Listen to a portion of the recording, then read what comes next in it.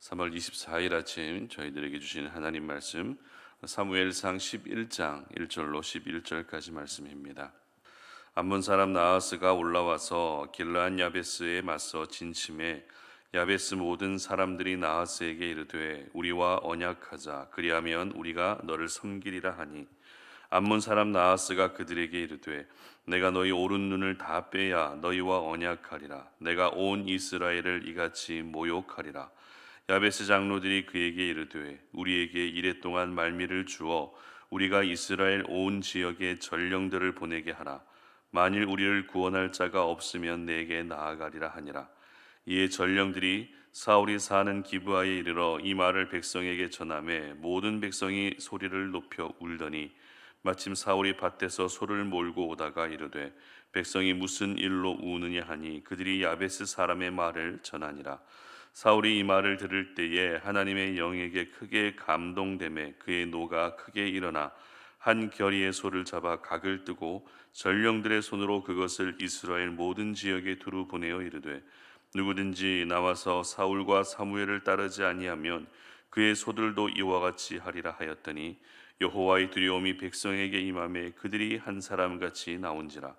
사울이 베색에서 그들의 수를 세어보니 이스라엘 자손이 30만 명이요 유다 사람이 3만 명이더라. 무리가 와 있는 전령들에게 이르되 너희는 길르앗 야베스 사람에게 이같이 이르기를 내일 해가 더울 때에 너희가 구원을 받으리라 하라. 전령들이 돌아가서 야베스 사람들에게 전하매 그들이 기뻐하니라. 야베스 사람들이 이에 이르되 우리가 내일 너희에게 나아가리니 너희 생각에 좋을 대로 우리에게 다 행하라 하니라. 이튿날 사울이 백성을 3대로 나누고 새벽에 적진 한가운데로 들어가서 날이 더울 때까지 암몬 사람들을 치매 남은 자가 다 흩어져서 둘도 함께한 자가 없었더라. 아멘. 의지하면 의지가 생긴다라는 제목으로 오늘 아침 말씀 전합니다. 우리나라 말에는 동음이의어라고 하는 것이 있습니다. 동음이의어는 읽었을 때 같은 소리가 나지만 그 의미는 다른 의미를 가지고 있는 낱말을 동음이의어 이렇게 이야기를 하는데요. 오늘 제목인 이 의지라고 하는 단어도 동음이의어 중에 하나입니다. 우리가 신앙생활하면서 하나님을 의지해야 된다라는 이야기를 참 많이 듣습니다. 참 중요한 메시지입니다. 이때 의지의 의미는 의지할 의자와 지탱할 지자를 사용해서 몸과 마음을 기댄다라는 그런 의미를 가지고 있습니다. 그리고 이 의지의 또 다른 의미는 뜻 의자와 뜻 지자를 사용해서 어떤 일을 이루고자 하는 마음이라고 하는 그런 의미도 가지고 있습니다. 따라서 우리가 하나님을 의지하게 되면 삶 속에서 어떤 일이든지 하고자 하는 강한 의지를 가질 수 있다는 것입니다. 하지만 반대로 하나님을 의지하지 않게 되면 어떻게 됩니까?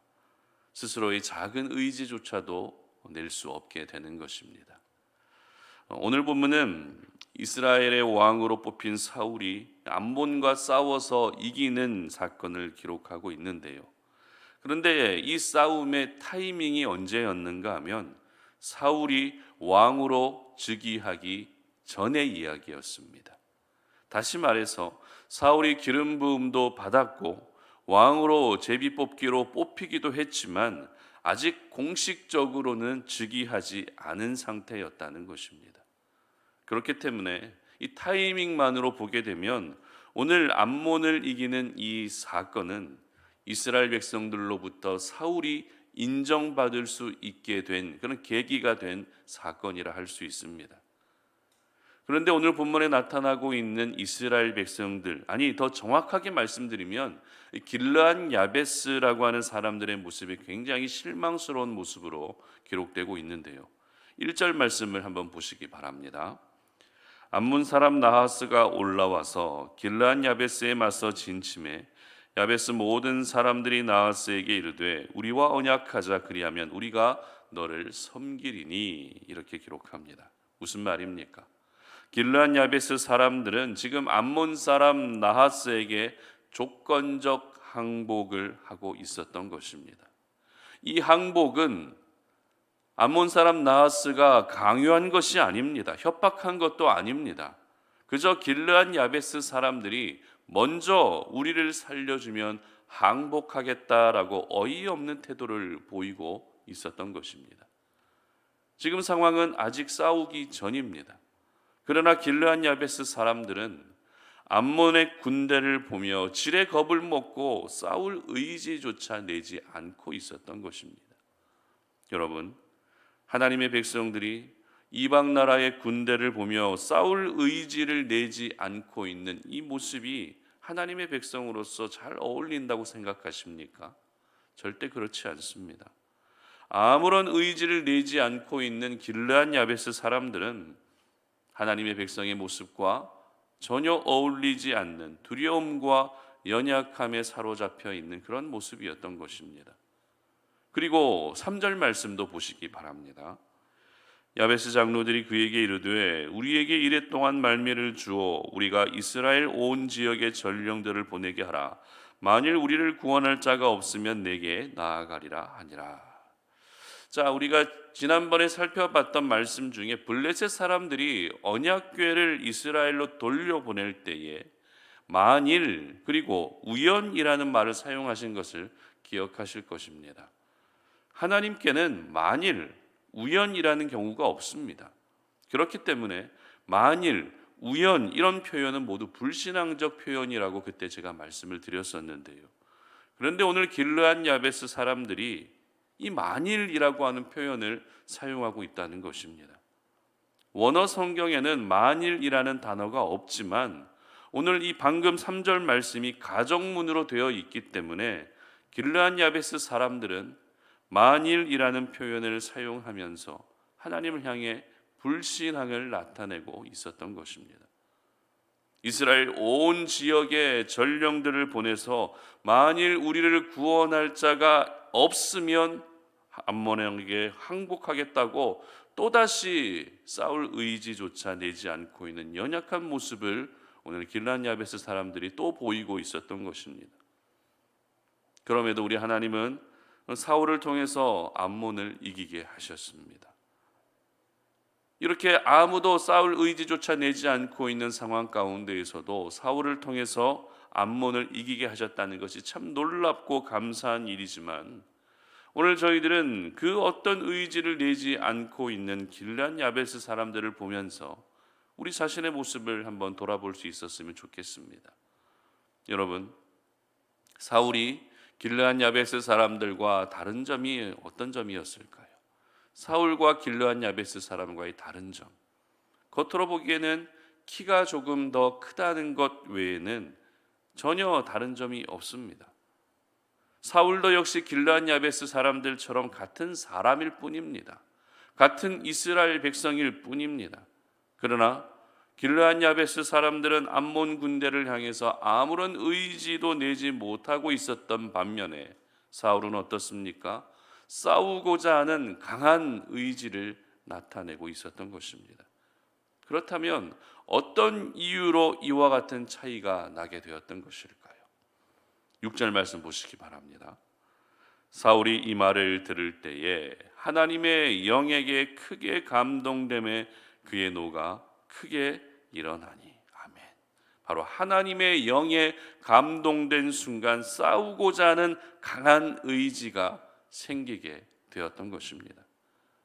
하나님의 영에 감동된 사람은 자신의 힘을 의지하지 않습니다.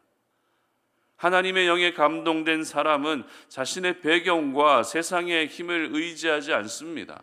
하나님의 영에 감동된 사람은 오늘도 하나님만을 의지하게 되는 것입니다. 그렇습니다. 하나님을 의지하게 되면 의지가 생기는 것입니다. 하나님을 의지할 때 내가 싸우고자 하는 그런 의지, 내가 감당하고자 하는 그런 의지가 생겨나게 되는 것입니다. 길르앗 야베스 사람들은 아직도 하나님을 전적으로 의지하지 못한 채 암몬 군대를 두려워하고 있었지만 사울은 하나님의 영이 임하면서 하나님을 의지하고 그렇게 암몬 군대와 싸울 강한 의지를 가질 수 있었던 것입니다. 그리고 결국 이스라엘 군대 30만 명, 유다 군대, 유다 지파에서만 3만 명을 총동원해서 암몬 군대와 싸워 승리하게 되었던 것입니다. 그리고 그 일이 있고 나서 드디어 사울이 이스라엘의 왕으로 즉위하게 됩니다. 여러분, 하나님을 의지할 때 내가 어떤 일이든지 감당하고자 하는 의지가 생기게 되는 것입니다. 의지를 낸다는 것은 스스로의 힘으로는 잘 되지 않습니다. 왜냐하면 오늘도 저희들은 내 상황과 나의 현실이라고 하는 그 영역 안에 갇혀 있기 때문에 그렇습니다. 그래서 그 상황과 현실을 벗어나지 못하다 보니 오늘을 믿음 안에서 살 의지를 내지 못할 때가 있습니다. 내가 감당해야 할 일을 감당할 의지도 잘 내지 못할 때가 있습니다. 가정과 직장 안에서 내 역할을 해야 되겠다라고 하는 그런 의지도 약할 때가 있습니다. 그리고 오늘 길란 야베스 사람들처럼 정말 싸워야 할 어둠의 영들에 대해서 싸울 의지조차 내지 못할 때도 있습니다. 그런데 더 안타까운 것은 삶에 대한 의지조차 내지 못할 때가 있다는 것입니다. 이처럼 저희들이 오늘을 살아가면서 의지를 내야 할 부분은 참 많이 있습니다. 모든 삶의 자리에서 의지를 내고 살아야 하는 것이 바로 저희들이 이 땅에서 살아야 할 삶인 것입니다.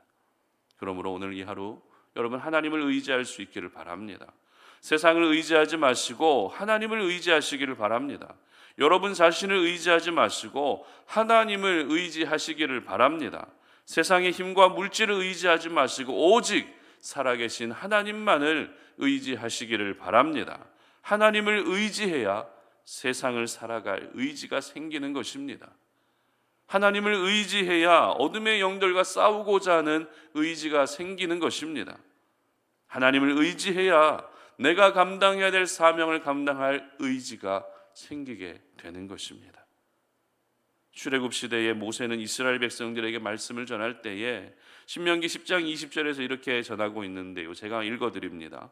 내 하나님 여호와를 경외하여 그를 섬기며 그에게 의지하고 그의 이름으로 맹세하라. 아멘. 하나님을 의지할 것을 명령합니다. 그리고 다윗은 블레셋 사람들에게 사로잡혀 있을 때 이렇게 노래합니다. 시편 56편 4절인데요. 제가 읽어드립니다. 내가 하나님을 의지하고 그 말씀을 찬송하올지라. 내가 하나님을 의지하였은즉 두려워하지 아니하리니 혈육을 가진 사람이 내게 어찌하리까. 아멘.